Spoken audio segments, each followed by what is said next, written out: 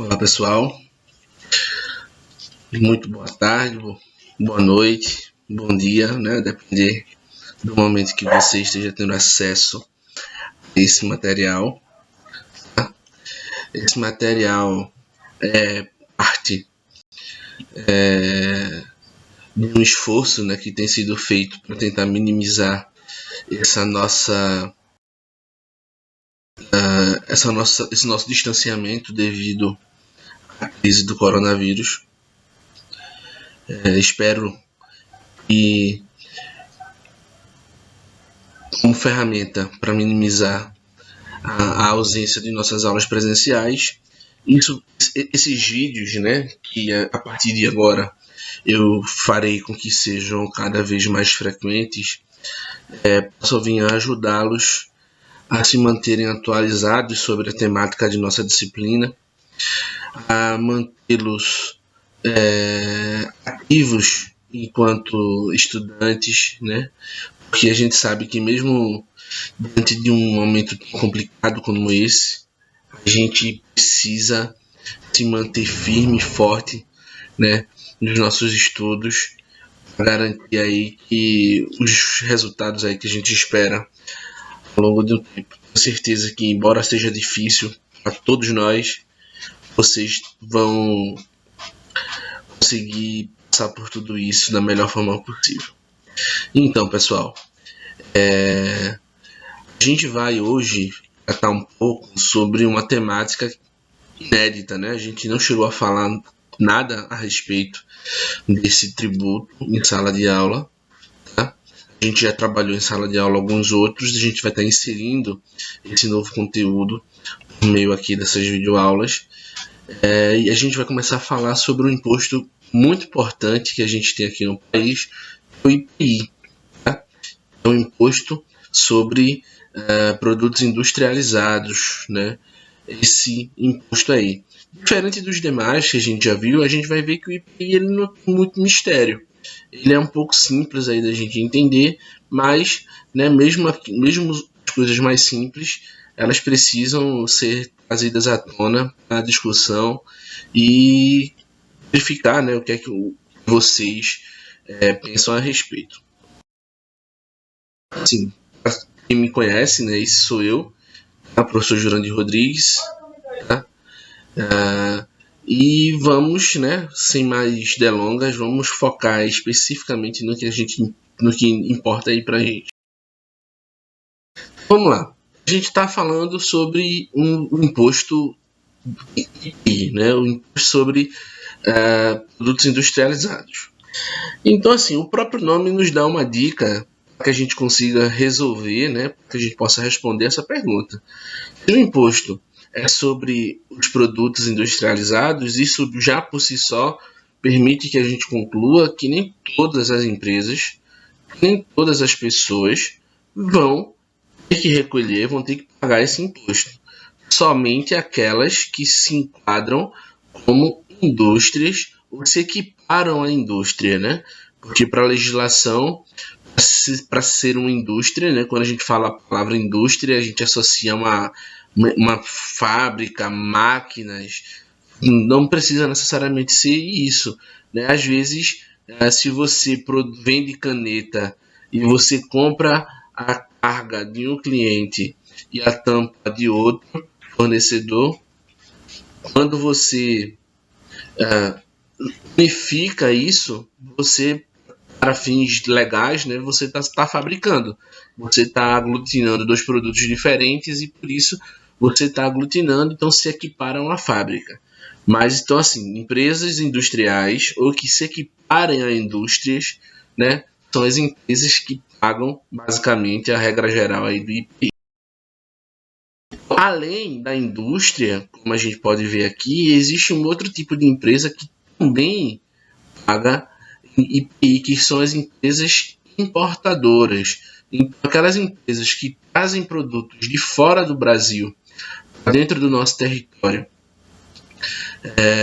por meio de importação, elas precisam, mesmo não sendo elas produtoras, indústrias ou equiparadas a indústrias, esse produto, para poder ser nacionalizado, ele precisa ser tributado na forma da lei, né, porque ele está ali cometendo o fato gerador do imposto, ele está adentrando, né, dentro do espaço, dentro do nosso território, e por isso ele vai pagar, e também além de outros impostos que veremos posteriormente. Então, já sabemos que o IPI é o imposto pago pelas indústrias e empresas equiparadas e pago também por empresas importadoras.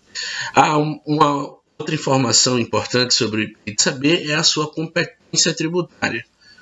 Ele é um imposto de competência tributária federal, isto é, quem recolhe, quem cobra esses impostos é o governo federal, é a União, ok? Então, verificar que, diferente dos outros impostos que a gente já tratou em sala de aula, como ICMS, como PIS, COFINS, que tem alíquotas, de modo geral, bem definidas, né, a depender do seu regime tributário que a empresa eventualmente adote, que ela utilize. No caso do IPI é diferente. Tá? As alíquotas, elas são definidas por uma tabela chamada de TIP, né, a tabela de incidência do imposto sobre produtos industrializados. E nessa tabela a gente tem todos os produtos, né, comercializados internamente no Brasil e do Brasil para fora, né, organizados de acordo com a sua NCM, é um código utilizado aqui pelos países do Mercosul para fazer a classificação dos produtos. E de acordo com essa NCM, cada produto ele vai receber ali uma alíquota específica que normalmente vai variar entre 0%, né, por cento de alíquota até 30% de alíquota. É claro que haverá exceções de acordo com questões mercadológicas de interesses fiscais do país e é possível, né, modificar a qualquer momento aí essas alíquotas de acordo com a necessidade. Então, assim, diferente do ICMS, a gente sabe que tem uma alíquota específica para operações internas e uma alíquota específica para operações externas, né? No caso do IPI, a gente precisa recorrer, né? Precisa consultar essa tabela para poder saber qual é a alíquota para cada tipo de produto, ok? Por exemplo aqui, né, para a gente verificar mais ou menos como é que isso funciona. Então verifica que nesse exemplo ele diz o seguinte: um determinado produto é vendido pelo valor de R$ 250. O frete para a entrega está sendo cobrado, né, pela importância de 60 e o seguro no valor de R$ 25. Neste caso, não há despesas acessórias. Sabe-se que esse produto tem alíquota de IPI de 15% e que, portanto, se faz necessário calcular o valor do imposto.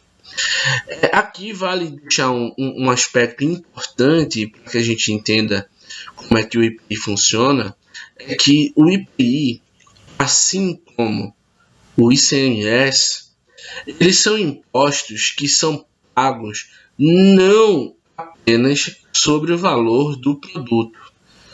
Esses impostos eles são pagos sobre o valor da operação como um todo, da operação de venda como um todo. Então, na nota fiscal, se faz necessário informar não somente o preço do produto, né, pelo qual ele está sendo vendido, mas outras informações vão ser descritas ali, como frete, por exemplo, seguro, e tudo isso, né, vai compor a base de cálculo para o cálculo do IPI, ok? Então, ciente disso, ciente que não é apenas o valor do produto que compõe a base de cálculo, a gente encontra o valor do IPI de forma muito simples, como a gente pode perceber aqui daqui em diante. Então, a formulazinha que a gente precisa usar basicamente para saber qual é a base de cálculo do IPI é a seguinte, né? O base de cálculo do IPI é o valor do produto mais frete mais seguro mais outras despesas, se houver. Então, se, por exemplo, for uma operação onde você está vendendo, mas o cliente vai retirar na loja, não vai ter frete. Então, o frete não vai estar aí presente. Se não vai ter frete, não tem seguro, né? Já esse transporte não existe, não tem como assegurar esse transporte. Enfim, cada caso precisa ser verificado para saber, mas essa é a fórmula geral, podendo, em alguns casos, um ou outro desses componentes não se fazer presente. Uma vez que a gente sabe a nossa base de cálculo, né, vamos pegar os valores que a gente já dispõe, o valor do produto R$250, mais o frete de 60, mais o seguro de 25, e coloquei aqui as despesas adicionais, né, outras despesas, valor de zero, o que totaliza para nós uma base de cálculo bem diferente do preço, né, um pouquinho maior, de R$335. Uma vez que nós tenhamos a base de cálculo para a aplicação da alíquota do IPI, a gente vai recorrer a uma outra fórmula igualmente simples, que é essa que a gente consegue visualizar aqui no slide, onde diz que para encontrar o valor do IPI, basta apenas ter a base de cálculo e multiplicá-la pela alíquota referente a esse produto. Então, como nesse caso, a nossa base de cálculo é de 335 e a alíquota ela é de 15%, então basta apenas efetuarmos a multiplicação, né, de 335 vezes 15%, o que vai resultar em R$ 50,25 de IPI a ser, como eu posso dizer, a ser recolhido pela indústria, a ser recolhido pela empresa que se equipara à indústria. Então, veja só, essa questão do IPI ela tem um aspecto interessante, que é o seguinte: o IPI, assim como o ICMS, ele também permite, né? Ele permite a questão do crédito, né?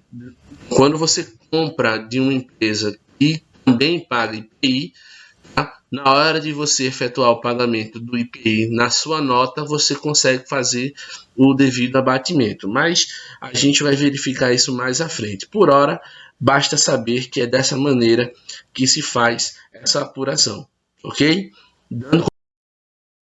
A gente precisa verificar que sobre o IPI temos uma outra situação que a gente precisa analisar com cuidado. Por exemplo, né?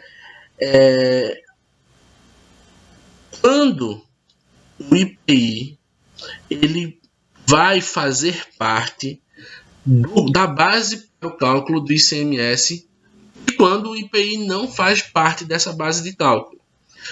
É isso, pessoal.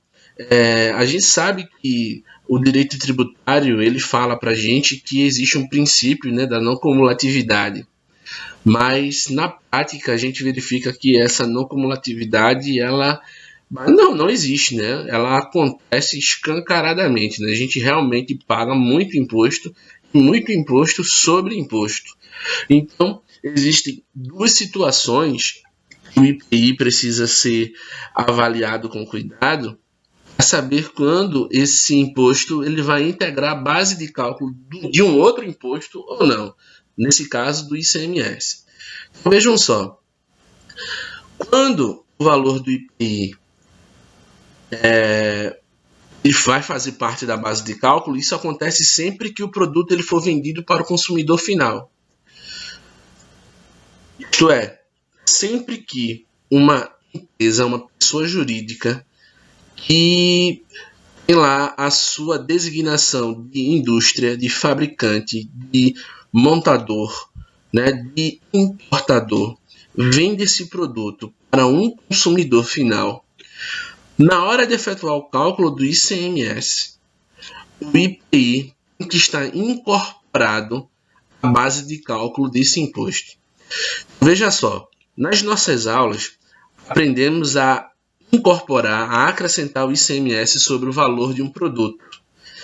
No entanto, na nota fiscal, o ICMS ele vai ser cobrado, né? O ICMS todo aqui será pago ele vai ser cobrado sobre a operação como um todo. Então, sobre o transporte, né, sobre o valor que é pago de frete, se recolhe ICMS, sobre o valor pago sobre o seguro, temos ICMS, então tudo isso tem que ser levado em consideração.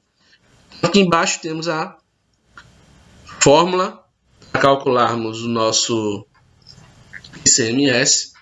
Tá? Então, uma vez que a gente tem essa fórmula, dentro desse composto aqui que eu chamo de despesas acessórias, sempre que essa operação de venda ela estiver sendo direcionada ao consumidor final, o IPI ele vai fazer parte da base de cálculo.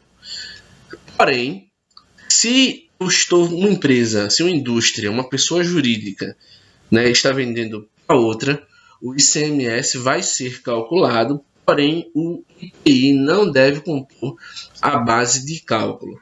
Para facilitar a compreensão, eu fiz uma animação aqui ao lado que eu acho que vai ajudar a gente a compreender essa seguinte situação. Né? Temos aqui duas pequenas cadeias de suprimento.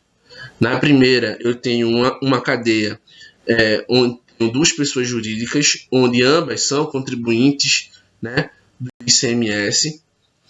Tá? Quando essa empresa, que é contribuinte de ICMS, que é também responsável por recolher o IPI, vende para outra empresa, quando ela está vendendo para uma outra empresa, o IPI não deve integrar a base de cálculo do ICMS.